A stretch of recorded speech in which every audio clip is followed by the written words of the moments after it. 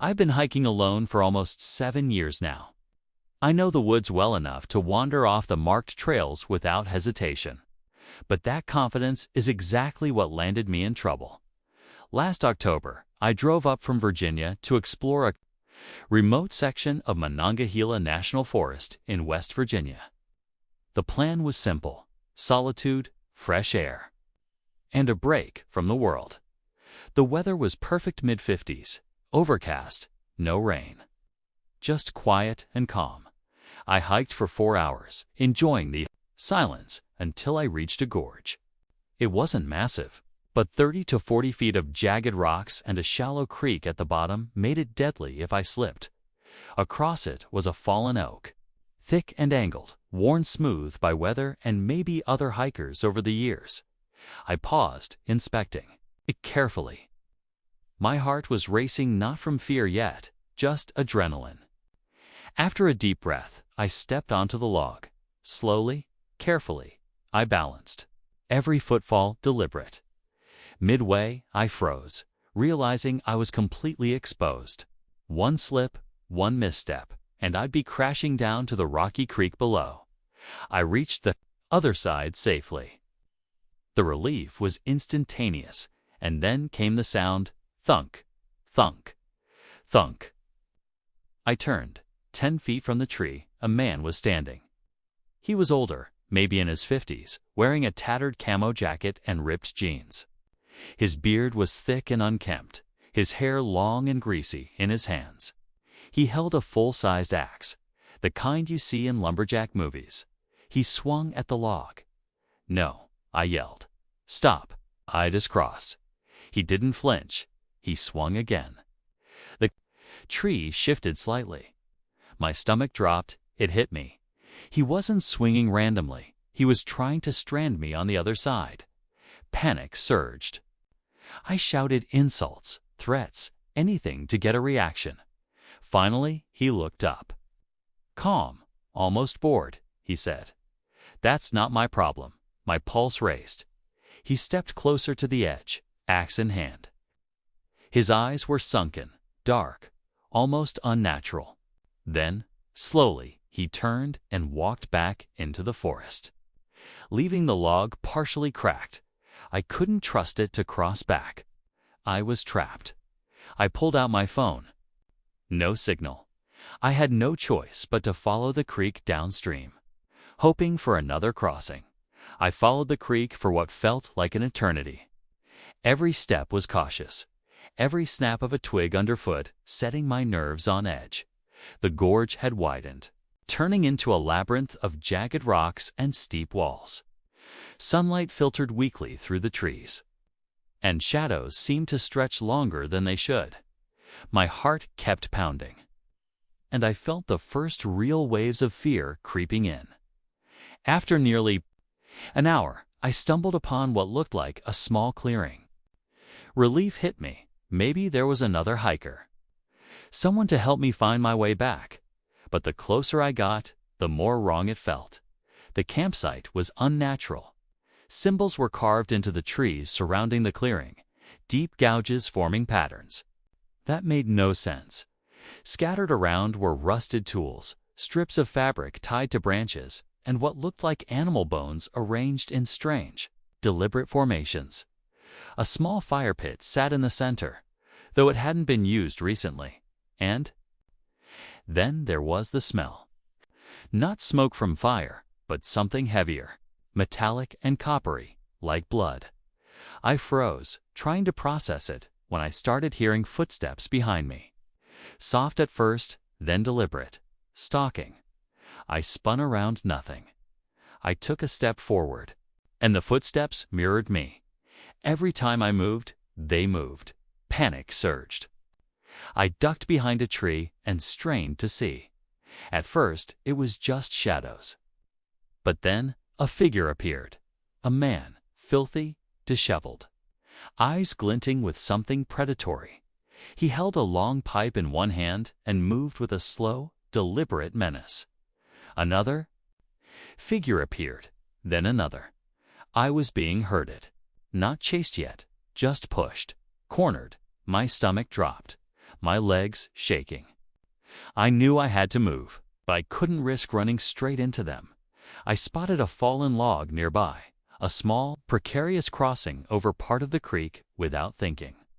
I sprinted for it, balancing carefully as my pursuers closed in, one by one. They followed, but something changed. The first man, the one with the pipe, stepped onto the log. Then he paused. His eyes met mine, and he said a single sentence: "Get out of here. You've gotten lucky." I didn't need to hear more. My body obeyed instinctively. I ran, branches whipping against my face, roots trying to trip me. Every shadow feeling like a hand reaching for me. Behind me, the figures faded into the woods. But their presence lingered like a cold weight on my back. Eventually, exhaustion forced me to slow down. I stumbled through the underbrush until the familiar outline of the trail came into view. I collapsed, gasping, shaking, unable to comprehend the horrors I had just escaped. Even now, can't explain the campsite, the carvings, the smoke that seemed to hover unnaturally in the air, or the strange sensation that these people weren't just random strangers. They were guardians of something I wasn't meant to find by the time I reached the trail. My body was trembling, not just from exhaustion, but from pure, unrelenting fear. My legs ached, my lungs burned, and my heart felt like it might burst from my chest. But I couldn't stop. I knew they were still out there, hidden in the shadows. Watching and waiting, every step I took felt like walking a tightrope. The forest was darkening rapidly. The overcast sky had turned a bruised gray. The wind whispered through the trees like voices I couldn't quite understand. I kept glancing over my shoulder, but the figures were gone, or maybe I was imagining them. My mind raced. I tried to reason with myself. I've hiked solo before. I've handled rough terrain. I can make it out of this. But something about tonight felt different. This wasn't just being lost or tired. It was predatory, and it knew me. The trail twisted and turned through a narrow valley. I could hear the creek on my left, and at some point, I realized I was trapped between steep slopes and the gorge. There was no turning back, no hiding, only forward. Then I heard it, a low guttural growl coming from the underbrush. My stomach sank. Wolves, coyotes. I didn't know, and I didn't care. I bolted my shoes, slipped on wet leaves, and I tumbled down a shallow embankment, scraping my arms and legs. Pain didn't matter. Fear didn't matter. Survival did. That's when I saw another fallen tree, larger than the first log I'd crossed, spanning the creek like a bridge, but this one was slick with moss. And the water below churned over jagged rocks. I hesitated. Every instinct screamed, "Don't do it." But I had no choice. I mounted the log, balancing every step as if the smallest slip would mean the end. Halfway across, I froze. Branches snapped behind me. 3 figures emerged, moving with a sinister precision. The same men, or copies of them. Filthy eyes, dark and sunken, waiting for me to falter. My chest tightened. Sweat stung my eyes. My hands shook as I gripped the rough bark. One of them stepped onto the log. I held my breath, but then, just as I expected the attack, he paused, his eyes locked with mine. He tilted his head slowly, almost as if weighing my life against some unseen rule. Then he spoke, cold and deliberate. "This is your warning. Leave now, or you won't walk out again." I didn't need another command. My legs launched me forward, and I vaulted off the log, landing hard but safe on solid ground. My pursuers didn't follow. They watched, unmoving, their silhouettes blending into the shadows like phantoms. I ran. The forest seemed endless. But eventually, the trail opened to a small road. Headlights appeared. In the distance, a car. My heart leaped. I sprinted toward it, waving my arms. shouting at the top of my lungs. The driver slowed, rolled down the window, and I collapsed into the passenger seat, trembling, panting. Unable to form words, we drove away in silence.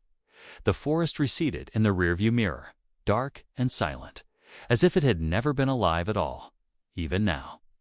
I can't explain the symbols, the smoke, or the figures. I've returned to the woods since, but never that deep, never off the marked trails. That night, the forest changed the way I see solitude. Something was there, waiting, and I barely escaped.